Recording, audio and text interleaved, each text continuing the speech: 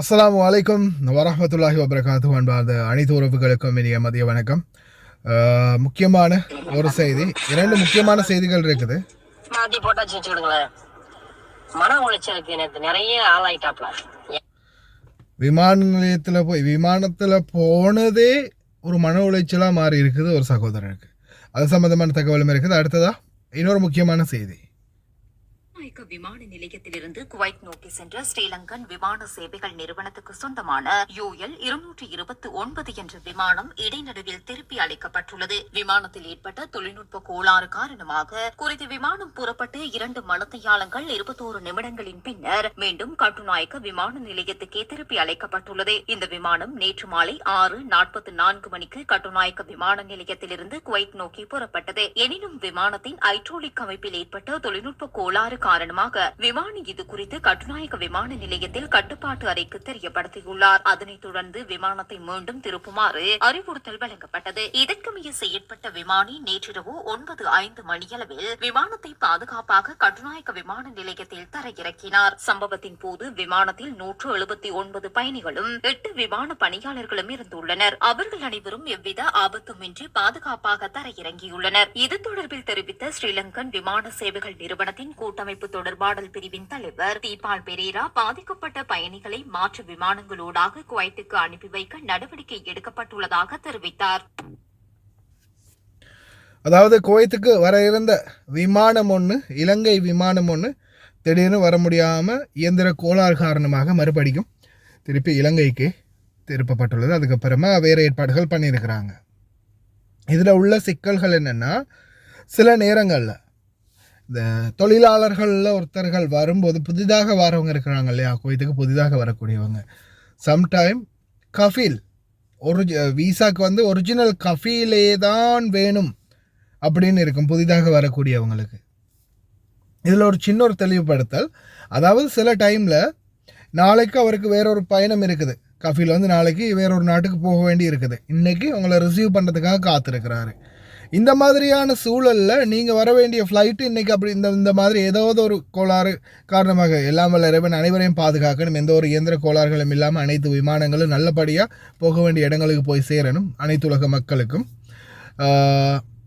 ஏதாவது ஒன்று இந்த மாதிரி ஆகி உங்களால் வர முடியாமல் போய் அடுத்த நாள் தான் நீங்கள் வர போகிறீங்க, ஆனால் அடுத்த நாள் உங்களை ரிசீவ் பண்ணுறது உங்களுடைய கஃபீல் இல்லை அப்படின்ற பட்சத்தில், உங்களுடைய கஃபீல் இல்லாவிட்டாலும் உங்களுடைய கஃபீலுடைய உறவுகள் யாராவது, அதாவது அவருடைய இரத்த பந்தம் அல்லது அவருடைய மனைவி, ஸ்பான்சருடைய மனைவி அல்லது மாமா, அப்படி இல்லாத பட்சத்தில் கஃபீலுடைய தந்தை, சகோதர சகோதரிகள் அல்லது மகன்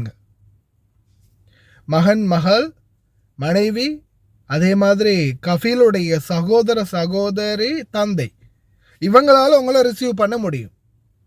இப்போ கஃபீல் புதுசாக வரவங்களுக்கு கஃபீல் வந்தால் மட்டும்தான் வெளியில் விடுவாங்க, வேறு யாராலையும் போய் எடுக்க முடியாது அப்படின்ற ஒரு ரூல்ஸ் ஒன்று இருக்கு இல்லையா. அதில் வந்து பார்த்திங்கன்னா நம்மளுடைய கஃபீல் இல்லாட்டியும் கஃபீலுடைய மனைவி, மகள் அல்லது கஃபீலுடைய தம்பி தங்கை அண்ணன் இருக்காங்களே அவங்க, அல்லது தந்தை கஃபீலுடைய தந்தை, அவங்களில் யாராவது ஒருத்தர் வந்து அவங்கள ரிசீவ் பண்ண முடியும். இந்த விடயத்தை நல்லா ஞாபகம் வச்சுக்கோங்க. ஏன்னா சிலருக்கு வந்து தெரியாது இல்லையா, சிலர் வந்து கஃபீல் மட்டும்தான் வந்து நம்மளை எடுக்கணும் அப்படின்னு நினச்சிக்கிட்டே இருப்பீங்க. இல்லை, கஃபீல் இல்லாட்டியும் கஃபீலுடைய மகள் மனைவி, தம்பி தந்தை யாராவது ஒருத்தர் வந்து எடுக்க முடியும்.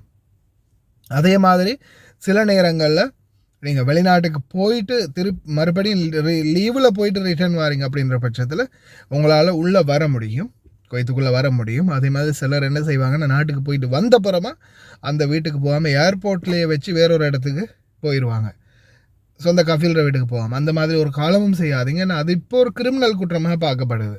அதாவது ஏர்போர்ட்டில் வச்சு நீங்கள் கஃபீல்கிட்ட போகாமல் ஏர்போர்ட்லேயே இன்ஹாஸ் அப்படின்றது விழும்போது, அதுவும் வந்து பார்த்திங்கன்னா நீங்கள் திருப்பி நாட்டுக்கு போகும்போது ஒன்று கஃபீலை பிடிச்சி அதுக்கப்புறமா கேஸை கிளியர் பண்ணி அக்காம அடித்து தனாசர் எடுத்து அந்த மாதிரி செய்கிறது, அது ஓகே, அது வேறு விடயம்.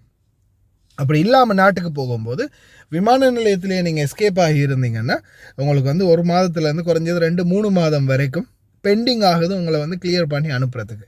அது மாதிரி நிறைய சம்பவங்கள் இப்போதைக்கு வரைக்கும் பதிவாகியிருக்கு. அதனால் தயவு செய்து கொஞ்சம் கவனம். அடுத்ததாக இந்த செய்தி நம்மளுடைய சகோதரர் ஒருவர் நம்மளுக்கு அனுப்பின செய்தி. அந்த நோய்ஸ் கொஞ்சம் காற்று கிளியர் ஆகும். ஏரோப்ளேன் சம்பந்தமா நம்ம ஃப்ரெண்டு போயிருக்காப்ல. அவர் வந்து விவரம் தெரியாம இந்தியாவுக்கு போயிருக்காரு. அதாவது குவைத் டு தூத்துக்குடி 2 ஏரோப்ளேன்ல டிக்கெட் எடுத்திருக்காரு. ஒன்னு ஜெசிரா குவைத் டு பாம்பே, அது ஒரு அதுல 30 கிலோ லக்கேஜ் சரியா. அதுக்கப்புறம் இண்டிகோல எடுத்திருக்காரு பாம்பே டு தூத்துக்குடி. இதுல சட்டசிக்கல் என்னன்னா லக்கேஜ் ப்ராப்ளம். அது எப்படியோ ஒரு லக்குக்கு ஒரு ஆள் கிடைச்சிருச்சு சரியா. ஒரு ஆள் கிடைச்சிருச்சு, மாத்தி போட்டாச்சு வச்சுக்கிடுங்களேன். மன உளைச்சலுக்கு நேற்று நிறைய ஆளாயிட்டாப்ல. ஏன்னா ஜெஸ்ரா ஏர்வேஸ் டைம்ஸுக்கு புறப்படல. அதனால ஃபர்ஸ்ட் நாளை காலுக்கு எடுத்த பிளேன் வந்து மிஸ் ஆயிருச்சு. நம்ம வழிகாட்டணும், இப்படி இப்படி போங்க, இப்படி செய்யுங்க, கேளுங்க அப்படின்னு. அதே மாதிரி கேட்டாப்புல பொறுமையா, ரொம்ப பொறுமையா இருக்கணும். ரொம்ப பொறுமையா இருந்து சரியா அதன்படி அவங்களே மாத்தி கொடுத்துட்டாங்க. ஏன்னா கனெக்டிங்ல இன்ட்ரெஸ்ட் பேசஞ்சர், அதாவது அதர் ஏர்லைன்ஸ் லேட்டா வந்துச்சுன்னா நம்ம வந்து மேக்சிமம் பணம் கட்ட தேவையில்லை. சில நேரம் பணம் கட்ட வேண்டிய சூழ்நிலை வந்துடும். ஏன்னா வெவ்வேறு ஏர்லைன்ஸ்ல ஏதோ ஒரு லக்குக்கு நேற்று அடுத்ததுக்கு மாத்தி கொடுத்துட்டாங்க. 4 காலுக்கு மிஸ் ஆச்சு. ஏன்னா 4 காலுக்கு தான் ஜெஸ்ரா ஏர்வேஸ் ரைட் டைம் வந்து 1 காலுக்கு போகணும் பாம்பேக்கு. ஆனா நேற்று போனது 4:30.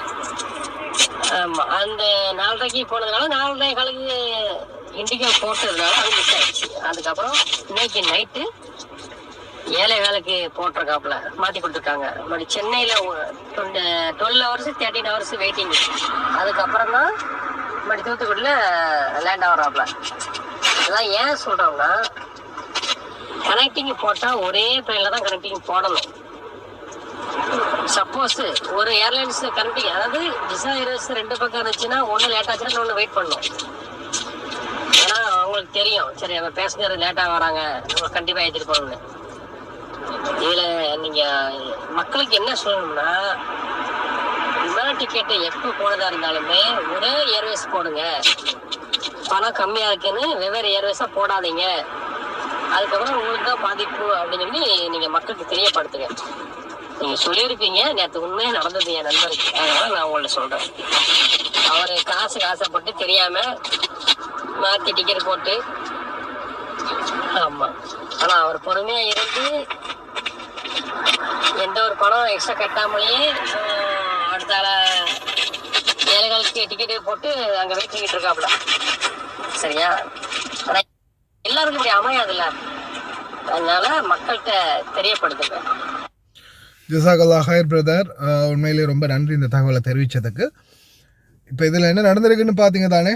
அதாவது இப்போ நீங்கள் சாதாரணமாக எல்லாமே தான், ஒருவேளை ஸ்ரீலங்கன் ஏர்லைன்ஸ் அல்லது இண்டிகோ இல்லை வேறு ஏதாவது ஒரு ஃப்ளைட்டு நீங்கள் போடும்போது, டிக்கெட் புக் பண்ணும்போது, நீங்கள் வந்து கனெக்டிங் ஃப்ளைட் போடுறீங்களா இருந்தால், டைரெக்ட் இல்லாமல் கனெக்டிங் ஃப்ளைட் 2 ஃப்ளைட்டும் ஒரே கம்பெனி வார மாதிரி போட்டுக்கோங்க.